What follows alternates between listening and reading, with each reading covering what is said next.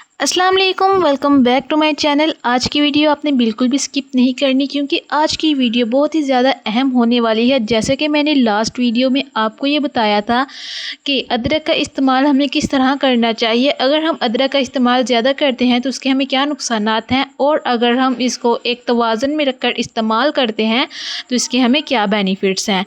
आज सबसे पहले मैं आपको ये बताऊँगी कि अदरक बराए इलाज किस तरह इस्तेमाल किया जा सकता है, यानी किन किन बीमारियों के खिलाफ अदरक अपनी क़ुव्वत मुदाफ़त को तेज़ करता है।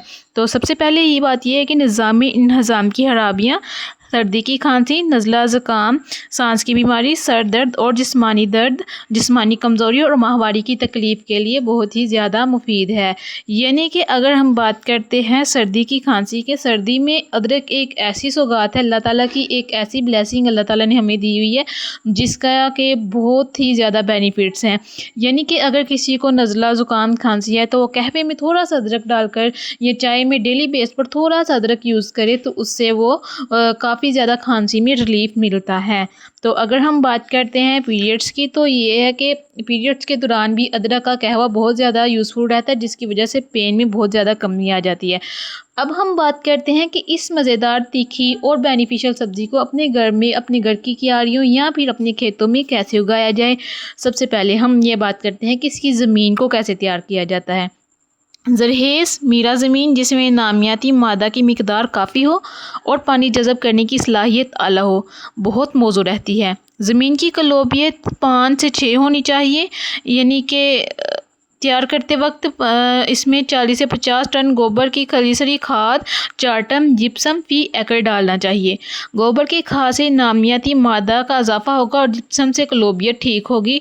ये अमल 1 माह पहले करना चाहिए। बुझाई के वक्त 3-4 दफ़ा हल सुहागा चलाकर ज़मीन को नरम और बुरबुरा कर लेना चाहिए। अगर हम बात करते हैं इसके बीज के मुतल्लिक कि हमें कितने बीज की ज़रूरत हो सकती है, शरई तख़म के अकॉर्डिंग हमें इसके 640 से लेकर 720 किलोग्राम तक अच्छे उगाव वाली और सेहतमंद अदरक की गट्टियाँ काश्त करनी चाहिए।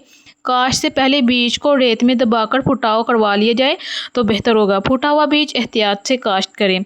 वक्त और तरीका काश्त क्या है? अदरक की काश्त वस्त मार्च से आहर अप्रैल तक की जा सकती है। इस काश्त की हमवार ज़मीन पर बनाई हुई मुस्ततील क्यारियों में जो 6 मीटर लंबी, 2 मीटर चौड़ी हो, कतार दर कतार फासला हो, और इसमें फासला कितना होना चाहिए? 20 से 25 सेंटीमीटर 40 से 45 सेंटीमीटर पौधों के फासला होना चाहिए और 15 से 20 मीटर रखा जाता है। बीज को 2 से 3 सेंटीमीटर गहरा दबाया जाए, ज़्यादा गहराई पर बीज नहीं उगता। बीज के बाद क्यारियों पर लकड़ी, बुरादा या चावल की फक वगैरह बतौर जरपोशी डाली जाती है। लकड़ी का बुरादा डालने से अच्छे नताइज होते हैं, जिसको कि हम पंजाबी में लकड़ी का बूढ़ा भी कहते हैं। अगर हम इसकी बात करते हैं आबताशी की, पहला पानी बुआई के फ़ौरन बाद हफ्तेवार पानी दें, यानी कि पहला पानी बुआई के बाद दिया जाए, फिर हफ्तेवार दिया जाए। पानी खेत में ज़्यादा देर खड़ा नहीं होना चाहिए। कीमियाई खाद की अगर हम बात करते हैं तो 5 बोरी सुपर फास्फेट और 5 बोरी अमोनियम सल्फेट, 2 बोरी पोटाश फी एकड़ जुलाई में गोडी करके 2 किस्तों में डालें। गोडी बरसात शुरू होने पर गोडी करें, जड़ी बूटियां तलब करें, इसके बाद 2 गोडियां करें और फसल को जड़ी बूटियों से साफ रखें। गोडी हमेशा कम और गहरी करें। बर्दाश्त दिसंबर में जब अदरक के पौधे सूख जाएं और टहनियाँ ज़मीन पर गिर जाएं तो समझ लें कि फसल बर्दाश्त के लिए तैयार है।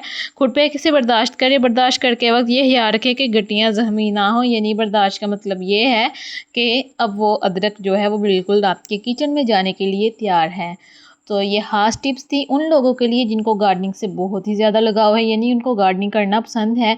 चाहे आप अपने घर के गार्डन में इसको उगाएं या फिर आप इसको बड़ी ज़मीन पर काश्त करें, तो इन ज़रूरी हदायत को आपने मद्देनज़र रखना है, जो कि आपके लिए बहुत ज़्यादा फ़ायदेमंद साबित होंगी। अगर आपको वीडियो पसंद आई है तो वीडियो को लाइक, शेयर, सब्सक्राइब लाजमी कीजिएगा और कमेंट सेक्शन में ज़रूर लिखिए अपनी राय का, यानी जो आपकी कीमती राय है उनका लाजिम इजहार कीजिएगा। शुक्रिया।